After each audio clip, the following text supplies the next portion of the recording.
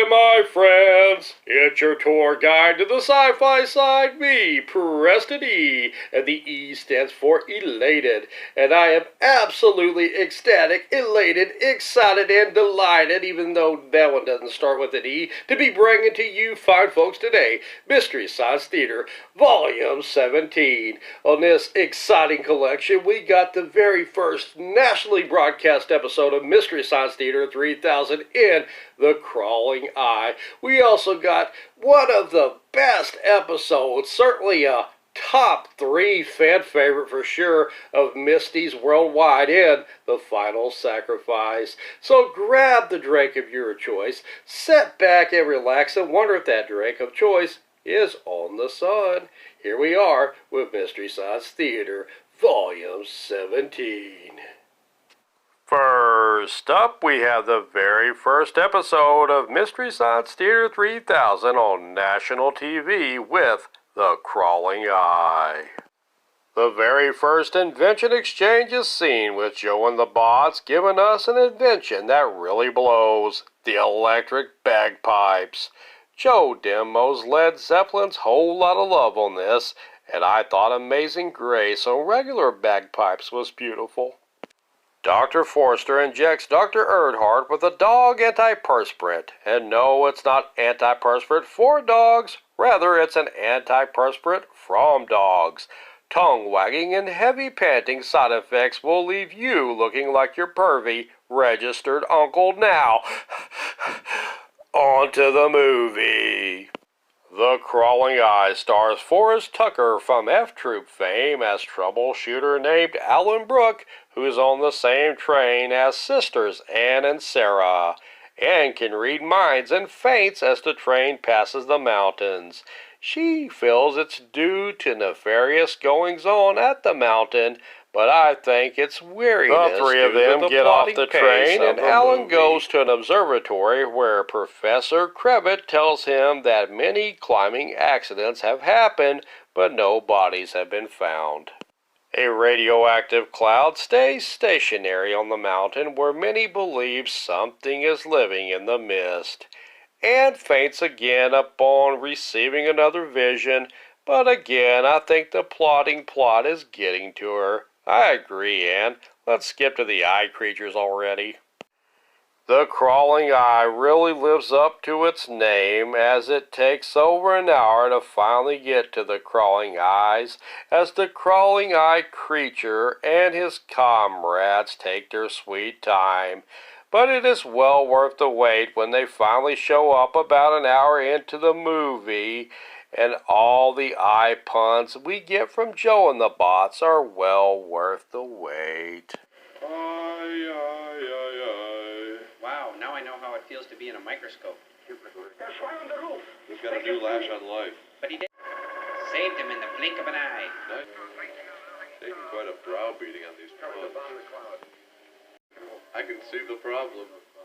That is one Eiffel Tower. Oh! Remember Cass's movie had an eye for talent. Okay, that's it.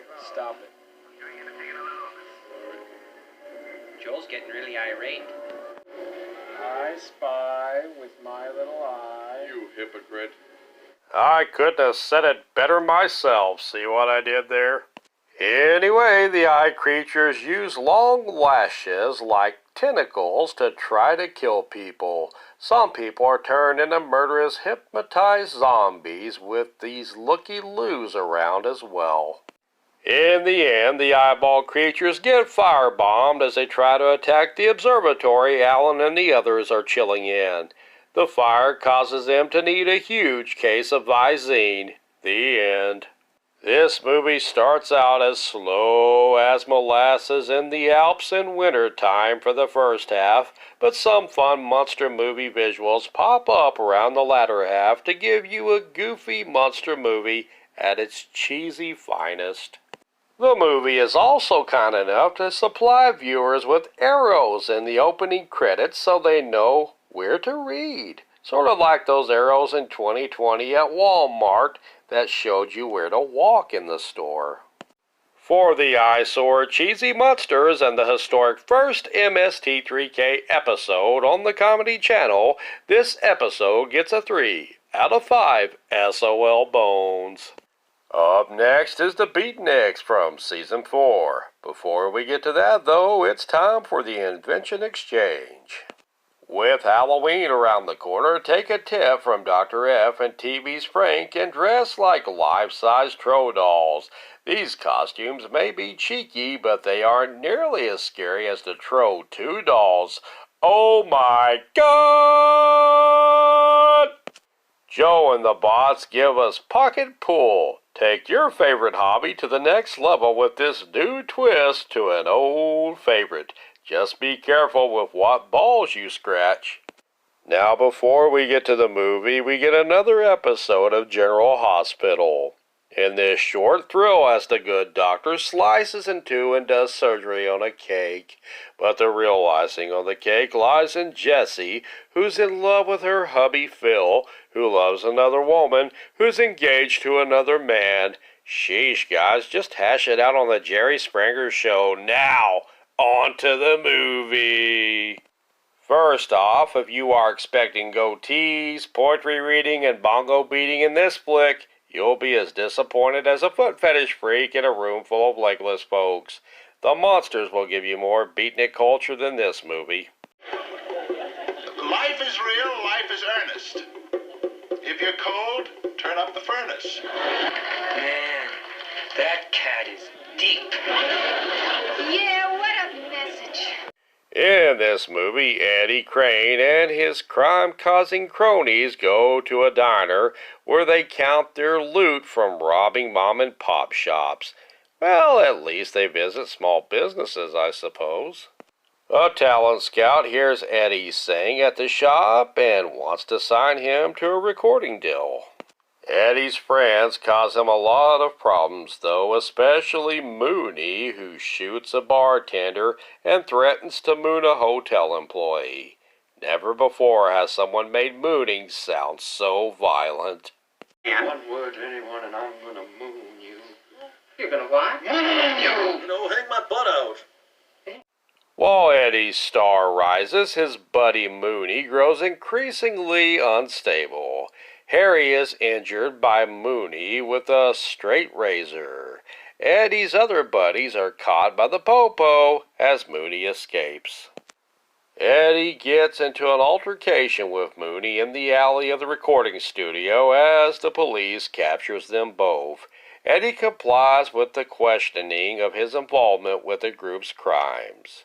This movie gives us the running gag of Shut Up Iris in the series. Sing, didn't you? Shut up, Iris. Eddie can sing rings around any of them. He can sing better than any of them. Shut up, Iris. Well, I just want You to... hear what I said? Problem. Shut up, Moon. gotta try to get him to a hospital right Shut up, away. Iris. Hospital. Hey, that's nobody. Shut up, all of you. I ain't walking out on nobody. We also get Tom Servo's beautiful renditions of the Jetsons theme song in this episode. Me, George Jetson! Ha! Meet George Jetson! Ha! Garbage. Meet George Jetson! Chain his skirt! Ha! For these trend-setting MST3K milestones, this episode gets a 3 out of 5 SOL Bones. Now comes one of the best, if not the best episode of MST3K history, The Final Sacrifice, straight from Season 9. The Final Sacrifice is a 1990 occult thriller straight from the syrupy, chilly goodness of Canada. A teen boy named Troy McGregor discovers a map that belonged to his late father. Troy's father was an archaeologist who was murdered by a cult led by an over-the-top, deep-voiced Sartorius. Upon discovering the map, Troy follows it to discover the happenings of his father's death. The cult members discover Troy and chase him as he flees on his bicycle. Troy hides in the back of a truck belonging to the man, the myth, the molded legend himself, Zapp Rousdower, a beer-swilling and denim-loving loner. Zap and Troy form an unlikely friendship as Zap and Troy hide in the woods away from the cult who's following them. Troy helps Zap fix his truck, and Zap gives Troy a sweet leather jacket. Troy then proceeds to annoy the crap out of Zap, who contemplates of throwing the little twit in the fire, but he decides instead to destroy more brain cells with beer to help him deal with Troy's constant motor mouth. Have you always been a hopeless drunk drifter? Tower, could you put out my head? Eventually, Zap and Troy find a smelly and hairy man in a cabin named Mike Pipper, who talks like a cross between Yosemite Sam and Ralph the dog from the Muppets, and he's just as hairy. Pipper was a partner of Troy's dad and has been hiding out from Sartoris for several years. Pipper tells Troy and Zap that these cultists are descended from an ancient advanced race called the Zayaks, as he constipatingly growls more lines. Ooh! Look. Ooh, what is that? Give me that, varmint. What does it mean? It means, ooh, I'm gonna hog-tie that varmint. Come and sit by my side if you love me. So hasten to bid me adieu. Ooh. Ooh, I need an eraser. The idol's a legend. I hate legends. On the zero. Ooh. Yeah, the cult's alive. Ooh. But his beliefs are based on legends. I hate legends. And the idol Oh, I hate those questions. ran into Sartoris' cult. By the way, I hate that rabbit. Ooh. Yeah, the cult's alive. Ooh. But his beliefs are based on legends. The idol's a legend. I hate legends. Rousdower is revealed to have once belonged to the cult and has their symbol on his arm. But Rousdower refused to kill Troy's dad, and Sartoris did it himself. Rousdower tries to save Troy from the cult, but is captured by them. Troy saves Zap by shooting Sartoris and killing him with Rousdower's rifle, causing the destruction of the lost city of Zayaks. The city is then a force of good as a result of this, as the cult members are now free from the evil influence of Sartoris. That was one heck of a shot there, Troy.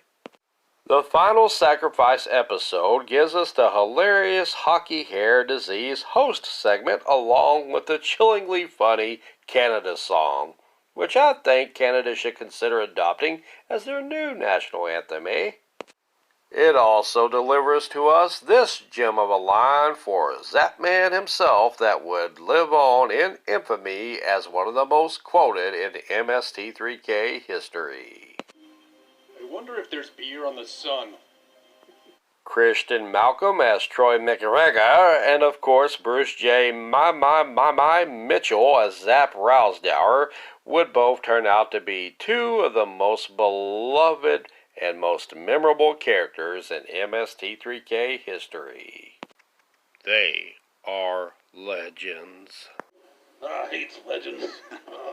The movie itself is one of the easiest watches in MST3K history without the riffs, but the riffs turn this into a bona fide, hilarious all-time classic episode for a 5 out of 5 syrupy sweet SOL Bones.